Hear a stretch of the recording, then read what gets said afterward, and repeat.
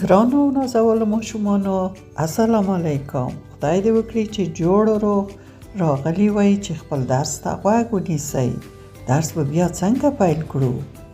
بسم الله الرحمن الرحیم. آفرین، ډیر ښه مو زده شوي دا مبارکه کلمه. تاسو د نن ورځې درس د جیم حرف دی. جیم دغه رقم لیکل کیږي، په منځ کې یو ټکی لري او د نورو حروفو په شان درې غږه لري.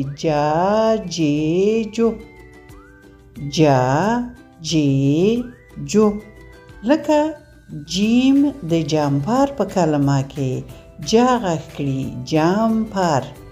جیم جمپر جا. تاسو وګورئ دلته دوه ښکلي جمپرونه دي، یو آبي رنګ جمپر او یو سور رنګ جمپر. جیم د جمپر په کلمه کې جا غږ کړي، جیم جمپر.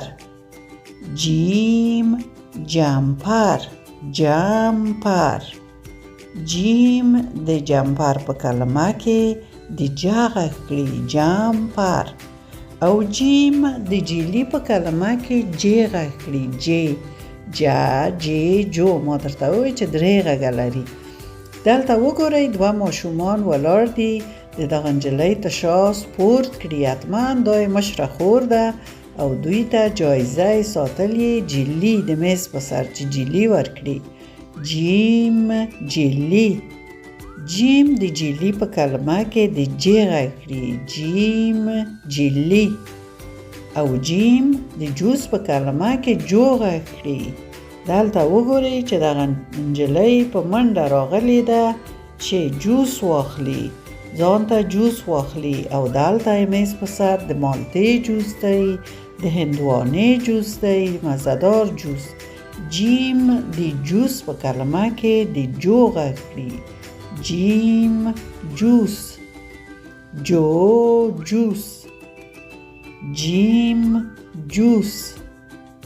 جیم د جوس په کلمه کې د جو غږ کړي، جیم جوس. جیم جوس. د جوس کلمه په جیم پیل شوی، جوس. ګرانو نازولو ماشومانو تاسو نننی درس همدومره و. خدای دې وکړي چې ښه مو زده شوی وي. نور نو مو وخت پوره شو. د خدای پامان.